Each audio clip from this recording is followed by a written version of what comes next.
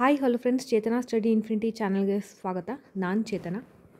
ಇವತ್ತಿನ ವಿಡಿಯೋದಲ್ಲಿ ನಾವು ಮೊನ್ನೆ KS ಎಕ್ಸಾಮ್ ಆಯಿತು ಅಲ್ವಾ, ಅದ್ರ ಬಗ್ಗೆ ನಾವು ಡಿಸ್ಕಸ್ ಮಾಡೋಣ. ಅಂದರೆ ಎಷ್ಟು ಜನ ಎಕ್ಸಾಮ್ ಅಟೆಂಡ್ ಮಾಡಿದ್ರು, ಪೇಪರ್ ಹೇಗಿತ್ತು, ಯಾವ ಟಾಪಿಕಿಂದ ಎಷ್ಟು ಕ್ವೆಶನ್ಸ್ ಬಂದಿತ್ತು, ಹಾಗೆ ಕಟ್ ಆಫ್ ಎಷ್ಟಿಗೆ ನಿಲ್ಲಬಹುದು ಅಂದಾಜು, ಈ ಮೂರು ವಿಷಯವನ್ನು ನಾವು ಇವತ್ತಿನ ವಿಡಿಯೋದಲ್ಲಿ ನೋಡೋಣ. ಹಾಗಾಗಿ ತಪ್ಪದೆ ಈ ವಿಡಿಯೋವನ್ನು ನೀವು ಕೊನೆವರೆಗೂ ನೋಡಿ ಅಂತ ಹೇಳ್ತೇನೆ. ಹಾಗೆ ನೀವೇನಾದರೂ ನನ್ನ ಚಾನಲ್ನ ಇನ್ನೂ ಸಬ್ಸ್ಕ್ರೈಬ್ ಮಾಡಿಲ್ಲ ಅಂದರೆ ದಯವಿಟ್ಟು ಸಬ್ಸ್ಕ್ರೈಬ್ ಮಾಡಿ. ಹಾಗೆ ಈ ವಿಡಿಯೋಗೆ ಒಂದು ಲೈಕ್ ಕೊಟ್ಟು ವಿಡಿಯೋ ನೋಡೋದನ್ನು ಕಂಟಿನ್ಯೂ ಮಾಡಿ ಅಂತ ಹೇಳ್ತೇನೆ. ಸೊ ಮೊದಲನೇದಾಗಿ KS ಪ್ರಿಲಿಮ್ಸ್ ಎಕ್ಸಾಮ್ ಯಾವತ್ತು ನಡೆದಿದ್ದು ಅಂದರೆ 27ನೇ ತಾರೀಕು ಆಗಸ್ಟ್ ನಡೆದಿದ್ದು. ಅದು ಟ್ಯೂಸ್ಡೇ ಆಗಿತ್ತು. ಹೌದು, ಬಹಳಷ್ಟು ಕನ್ಫ್ಯೂಷನ್ ನಡೆಯುತ್ತೋ ಇಲ್ಲೋ ಅಂತ, ಯಾಕಂದರೆ ಮಿಡ್ ಡೇ ಆಗಿರೋದ್ರಿಂದ.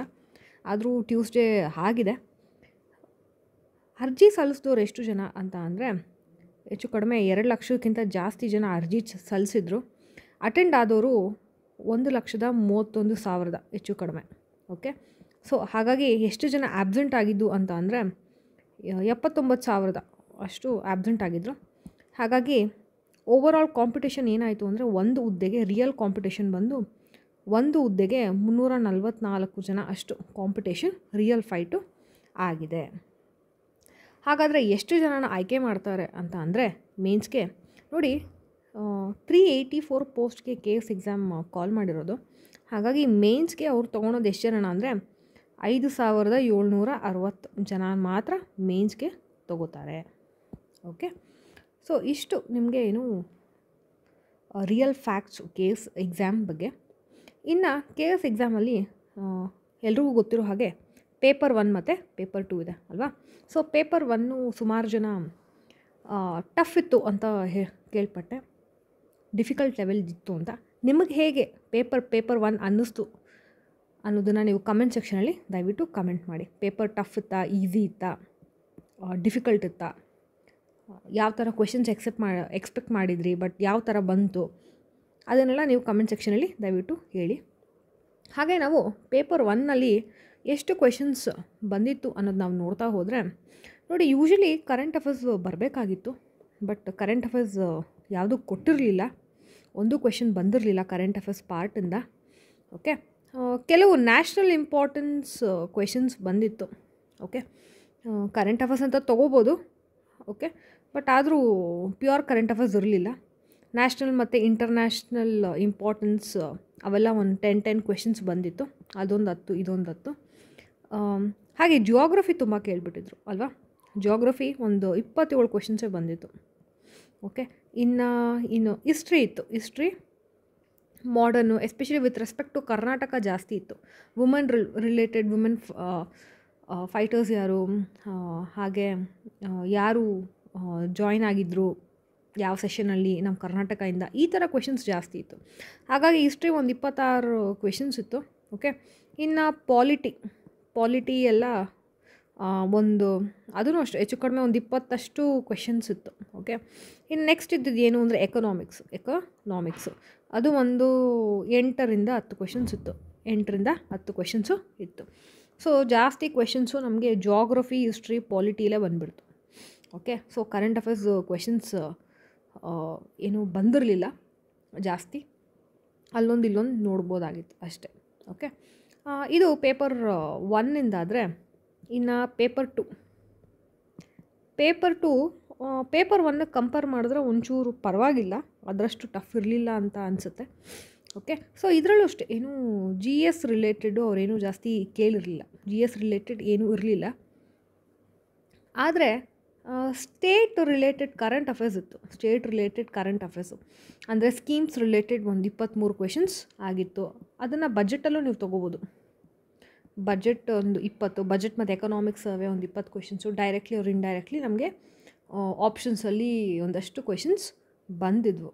ಓಕೆ, ಇನ್ನು ಏನು ಜನರಲ್ ಸೈನ್ಸ್ ನಾವೇನು ನೋಡಿದ್ವಿ ಅಲ್ಲ, ಜನರಲ್ ಸೈನ್ಸು, ಆ ಜನರಲ್ ಸೈನ್ಸೇ ಒಂದು 20 ಕ್ವೆಶನ್ಸ್ ಬಂದುಬಿಟ್ಟಿತ್ತು. ಒಂದು 20 ಕ್ವೆಶನ್ ಅದೇ ಬಂದಿತ್ತು. ಇನ್ನು ಸೈನ್ಸ್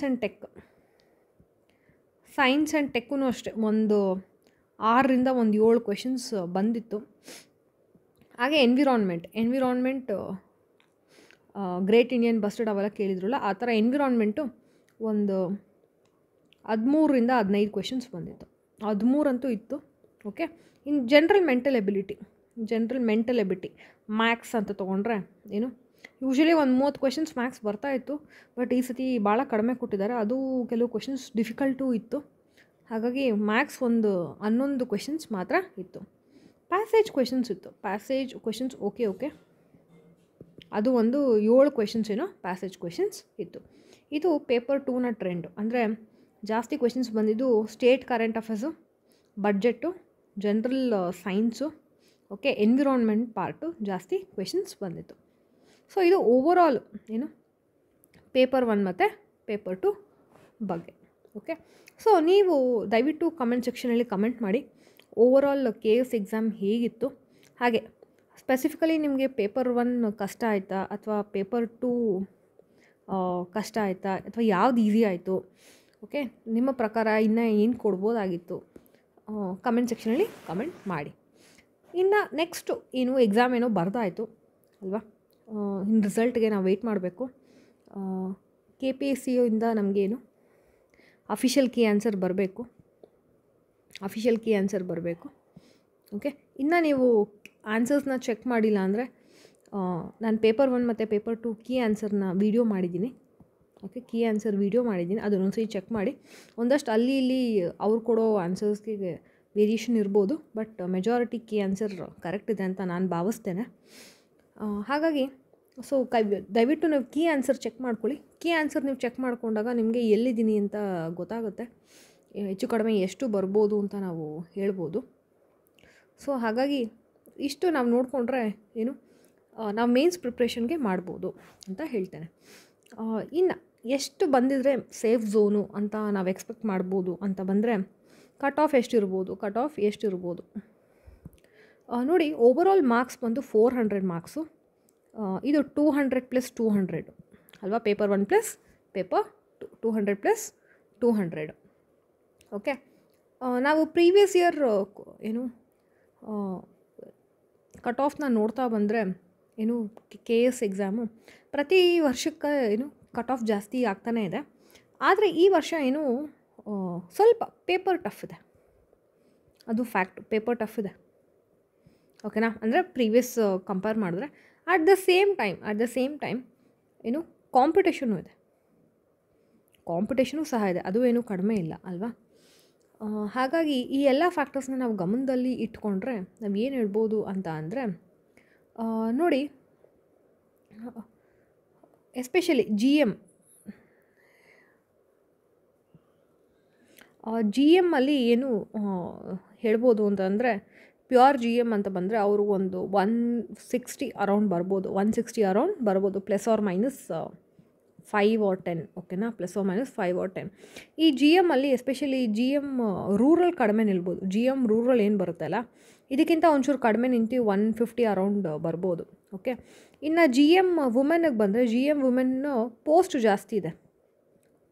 ಜಾಸ್ತಿ ಇದೆ, ಹಾಗಾಗಿ ಇನ್ನೂ ಕಟ್ ಆಫ್ ಕಡಿಮೆ ನಿಲ್ಬೋದು. ಸೊ ನಾನು ಅಂದ್ಕೊಂಡಿರೋದು 145 ಅರೌಂಡ್ ಆ ಕಡೆ ಈ ಕಡೆ ಅಂತ ನಾನು ಅನ್ಕೋತಾ ಇದ್ದೀನಿ. ನೀವು ನಿಮ್ಮ ಅಭಿಪ್ರಾಯ ಹೇಳ್ಬೋದು, ತಪ್ಪೇನಿಲ್ಲ. ಓಕೆ, ಇನ್ನು ಏನು ಬೇರೆದು ಕ್ಯಾಟಗರಿ ನೋಡ್ಬೋದು ಅಂತ ಅಂದರೆ ನಾವು 2A ನೋಡ್ಬೋದು. ಪ್ಯೂರ್ 2A ಯೂಶ್ವಲಿ ಯಾವಾಗ್ಲೂ ಕಟ್ ಆಫ್ ಜಾಸ್ತಿ ನಿಲ್ಲುತ್ತೆ, ಓಕೆನಾ. ಸೊ ಅರೌಂಡ್ 140 ಡೆಫಿನೆಟ್ಲಿ ಇದ್ದೇ ಇರುತ್ತೆ. ಇದರಲ್ಲಿ 2A ವುಮೆನ್ದು ಕಡಿಮೆ ನಿಲ್ಲುತ್ತೆ. 2A ಪ್ಯೂರ್ ಕಂಪೇರ್ ಮಾಡಿದ್ರೆ ಇದು 140+ ಡೆಫಿನೆಟ್ಲಿ ಇದ್ದೇ ಇರುತ್ತೆ. 2A ವುಮೆನ್ ಒಂಚೂರು ಕಡಿಮೆ ಇದ್ದು 130+ ಬರುತ್ತೆ, ಓಕೆನಾ, 130+ ಬರುತ್ತೆ. ಹಾಗೆ ಇದರಲ್ಲಿ ಯೂಜ್ ಪೋಸ್ಟು ಸಹ ಇದೆ, ಓಕೆನಾ. ಇನ್ನು 3Aಗೆ ಬಂದರೆ 3Aಯಲ್ಲಿ 3Aನೂ ಅಷ್ಟೇ ಅರೌಂಡ್ 140+ ನಿಲ್ಲುತ್ತೆ. Okay, 3A rural ಬಿದ್ದಲ್ಲ, 3A rural ನಿಮಗೆ ಒಂಚೂರು ಕಡಿಮೆ ನಿಲ್ಲುತ್ತೆ, ಓಕೆನಾ. ಇದಕ್ಕಿಂತ ಒಂಚೂರು 135+ ನಿಲ್ಬೋದು ಅಷ್ಟೇ, ತೀರಾ ಏನು ಕಡಿಮೆ ನಿಲ್ಲೋದಿಲ್ಲ, ಓಕೆನಾ. ಇನ್ನು SC/STಗೆ ಬಂದರೆ SC/ST ವುಮೆನ್ ಡೆಫಿನೆಟ್ಲಿ ಕಡಿಮೆ ನಿಲ್ಲುತ್ತೆ, 120+ ನಿಲ್ಲುತ್ತೆ, ಓಕೆನಾ. SC/ST ರೂರಲ್ಲು ಅಷ್ಟೇ, ರೂರಲ್ನು ಕಡಿಮೆ ನಿಲ್ಲುತ್ತೆ, ಓಕೆನಾ. 110+ ಏನಾದರೂ ನಿಲ್ಬೋದು, ಓಕೆ. ಹಾಗೆ STಗೆ ಬಂದರೆ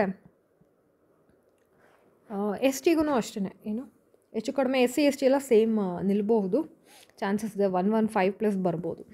ಸೊ ಒಟ್ಟಾರೆ ನಾನೇನು ಹೇಳೋದು ಅಂತಂದರೆ ನೋಡಿ, ಪೇಪರ್ ಟಫ್ ಇರೋದ್ರಿಂದ ಜಿ ಎಮ್ ಓವರಾಲ್ ನಿಮಗೆ ಏನು 160 ಅರೌಂಡ್ ಬರುತ್ತೆ.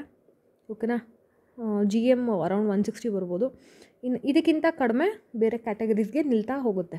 ಓಕೆ, ಸೊ 110 ಮೇಲೆ ಇರುತ್ತೆ ಮಧ್ಯ, ಲೆಸ್ ದೆನ್ 160 ಈ ಕಡೆ ಎಲ್ಲೋ ನಿಮಗೆ ಕ್ಯಾಟಗರಿದು ಬರ್ತಾ ಹೋಗುತ್ತೆ. ಓಕೆ, ಇದು ನನ್ನ ಪ್ರೆಡಿಕ್ಷನ್ನು. ಓಕೆ, ಹೆಚ್ಚು ಕಡಿಮೆ ಆಗ್ಬೋದು, ಯಾಕಂದರೆ ಚೆನ್ನಾಗಿ ಮಾಡಿರೋರು ಇರ್ತಾರೆ. ಇನ್ನೊಂದೇನಪ್ಪ ಅಂದರೆ ಪೇಪರ್ ಲೆಂತಿ ಇತ್ತು ಅಲ್ವಾ, ಪೇಪರ್ ಬಹಳ ಲೆಂತಿ ಇತ್ತು. ಪೇಪರ್ ಲೆಂತ್ ಇರೋದ್ರಿಂದ ನಮಗೆ ಏನು ಕ್ವೆಶನ್ಸ್ ಓದೋದಕ್ಕೆ ಭಾಳ ಟೈಮ್ ಆಯಿತು. ಆ ಕ್ವೆಶನ್ಸಲ್ಲಿ ಕರೆಕ್ಟು ಇನ್ಕರೆಕ್ಟು ಚೆಕ್ ಮಾಡಿ ಯಾವ ಸ್ಟೇಟ್ಮೆಂಟು ಕ್ವೆಶನ್ಸು ಎ ಕರೆಕ್ಟಾ ಬಿ ಕರೆಕ್ಟಾ ಅಂತ ಅವ್ರು ಕೇಳ್ತಾ ಇರಲಿಲ್ಲ. 1 ಸ್ಟೇಟ್ಮೆಂಟ್ ಕರೆಕ್ಟಾ, 2 ಸ್ಟೇಟ್ಮೆಂಟ್ ಕರೆಕ್ಟಾ, 3 ಸ್ಟೇಟ್ಮೆಂಟ್ ಕರೆಕ್ಟಾ ಅಂತ ಇದ್ದಿದ್ದು ಆಪ್ಷನ್ಸಲ್ಲಿ. ಹಾಗಾಗಿ ಸ್ವಲ್ಪ ಜಾಸ್ತಿನೇ ಟೈಮ್ ಬೇಕಾಯಿತು ನಮಗೆ ಪೇಪರ್ ಸಾಲ್ವ್ ಮಾಡೋದಕ್ಕೆ. ನಾವು ಗಡಿಬಿಡಿಯಲ್ಲಿ ಟೈಮ್ ಸಾಲೋದಕ್ಕೋಸ್ಕರ ನಾವು ಏನು ಮಾಡಿರ್ತೀವೋ ಹೇಳೋಕ್ಕಾಗೋದಿಲ್ಲ, ಎಕ್ಸಾಮ್ ಟೆನ್ಷನಲ್ಲಿ ಪ್ರೆಷರಲ್ಲಿ ಅಲ್ವಾ. ಸೊ ನಾವು ಗಡಿಬಿಡಿಲಿ ಮಾಡಿರ್ತೀವಿ. ಯಾರು ಕಾಮಾಗಿ ಏನು ಕ್ವೆಶನ್ ಪೇಪರ್ನ ಬಿಡಿಸಿರ್ತಾರೋ ಓಕೆನಾ, ಅವ್ರಿಗೆ ಅಕ್ಯುರಸಿ ಜಾಸ್ತಿ ಇರುತ್ತೆ. ಹಾಗಾಗಿ ಅಂಥವ್ರಿಗೆ ಡೆಫಿನೆಟ್ಲಿ ಸ್ಕೋರ್ ಚೆನ್ನಾಗಾಗುತ್ತೆ. ಆ ಥರ ಏನು ಕ್ಯಾಂಡಿಡೇಟ್ಸ್ ಇದ್ದೇ ಇರ್ತಾರೆ. ಓಕೆನಾ, ಏನು 1 ಪೋಸ್ಟ್ಗೆ 300+ ಕಾಂಪಿಟೇಷನ್ ಇದೆ ಅಂತ ಹೇಳ್ದಲ್ಲ, ಸೊ ಆ ಥರ ಇದ್ದೇ ಇರ್ತಾರೆ. ಹಾಗಾಗಿ ಕಟ್ ಆಫ್ 150ಗಂತೂ ಕಡಿಮೆ ನಿಲ್ಲೋದೇ ಇಲ್ಲ, 160 ಅರೌಂಡೇ ಬರುತ್ತೆ.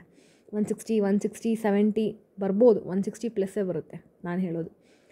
ಕೆಲವರು 180 ಬರ್ಬೋದು ಅಂತ ಹೇಳ್ತಾರೆ, ಬಟ್ ನಾನು ಓವರಾಲ್ ಏನು ಕ್ರೌಡ್ನ ತೊಗೊಂಡಾಗ 160+ ಇರುತ್ತೆ ಅಂತ ನಾನು ಎಕ್ಸ್ಪೆಕ್ಟ್ ಮಾಡೋದು. ಓಕೆ, ಸೊ ಇಷ್ಟು ನೋಡಿ ಕಟ್ ಆಫ್ ಹೆಚ್ಚು ಕಡಿಮೆ ನಿಲ್ಲುತ್ತೆ. ಸೊ ಹಾಗಾಗಿ ಯಾರ್ಯಾರಿಗೆ 130ಇಂದ 150 ಅಥವಾ ಅದಕ್ಕಿಂತ ಜಾಸ್ತಿ ಬಂದಿದೆಯೋ ಅವರೆಲ್ಲ ಮೇನ್ಸ್ ಪ್ರಿಪ್ರೇಷನ್ ಖಂಡಿತ ಸ್ಟಾರ್ಟ್ ಮಾಡ್ಬೋದು. ಓಕೆ, ಸೊ ಹೇಗೆ ಇದ್ರೂ ನಮ್ಗೆ ಇನ್ನೊಂದು 1 ಮಂತ್ಗೆ ರಿಸಲ್ಟ್ ಬರುತ್ತೆ. ಈ 1 ಮಂತ್ ಟೈಮ್ನ ವೇಸ್ಟ್ ಮಾಡೋದು ಬೇಡ. ಸೊ ಯಾರಿಗೆ ಈ ರೇಂಜಲ್ಲಿ ಬಂದಿದೆಯೋ ಅವರು ಎಕ್ಸಾಮ್ ಪ್ರಿಪ್ರೇಷನ್ ಸ್ಟಾರ್ಟ್ ಮಾಡಿ ಅಂತ ಹೇಳ್ತೇನೆ. ಓಕೆ, ಇನ್ನು ತುಂಬ ಕಡಿಮೆ ಬಂದವರು ತುಂಬ ಬೇಜಾರಾಗಬೇಡಿ, ಯಾಕಂದರೆ ಅಫಿಷಿಯಲ್ ಕೀ ಆನ್ಸರ್ಗೆ ನಾವು ಖಂಡಿತ ವೆಯ್ಟ್ ಮಾಡೋಣ ಅಲ್ವಾ. KPSC ಕೊಡುವಂಥ ಅಫಿಷಿಯಲ್ ಕೀ ಆನ್ಸರ್ಗೆ ನಮಗೆ ಮೇಯ್ನ್ ಕೀ ಆನ್ಸರ್ಸು, ಅದಕ್ಕೆ ಅಬ್ಜೆಕ್ಷನ್ಸ್ ಫೈಲ್ ಮಾಡೋದು, ಇನ್ನು ಫೈನಲ್ ಕೀ ಆನ್ಸರ್ ಬರುತ್ತೆ. ಓಕೆನಾ, ಸೊ ಅಲ್ಲಿವರೆಗೂ ನೀವು ಪೇಷನ್ಸಾಗಿ ವೆಯ್ಟ್ ಮಾಡಿ, ಡಿಸ್ಹಾರ್ಟನ್ ಆಗಬೇಡಿ ಅಂತ ನಾನು ಹೇಳ್ತೇನೆ. Okay, so all the best. ದಯವಿಟ್ಟು ಕಮೆಂಟ್ ಮಾಡಿ ಎಲ್ಲರೂ ಎಕ್ಸಾಮ್ ಹೇಗೆ ಮಾಡಿದ್ದೀರಾ. ಓಕೆ, ನಿಮ್ಮ ಪ್ರಕಾರ ಕಟ್ ಆಫ್ ಎಷ್ಟು ನಿಲ್ಬೋದು. ಓಕೆನಾ, ಸೊ ಸಿಗೋಣ. ಹಾಗೆ ಕೀ ಆನ್ಸರ್ ಮರಿಬೇಡಿ ನೋಡೋದು. ಕೀ ಆನ್ಸರ್ ನಾನು ಪೇಪರ್ 1 ಪೇಪರ್ 2 ಮಾಡಿದ್ದೀನಿ, ದಯವಿಟ್ಟು ಕೀ ಆನ್ಸರ್ ಒಂದ್ಸತಿ ಚೆಕ್ ಮಾಡ್ಕೊಳ್ಳಿ. Okay, so all the best, ಒಳ್ಳೆಯದಾಗಲಿ. ಮುಂದಿನ ವೀಡಿಯೋದಲ್ಲಿ ಭೇಟಿಯಾಗೋಣ. ಮರಿದಿರ ಈ ವಿಡಿಯೋಗೆ ಒಂದು ಲೈಕ್ ಕೊಟ್ಟು ನನ್ನ ಚಾನಲ್ಗೆ ಸಬ್ಸ್ಕ್ರೈಬ್ ಆಗಿ. ಓಕೆ, ಟೇಕ್ ಕೇರ್, ಬಾಯ್.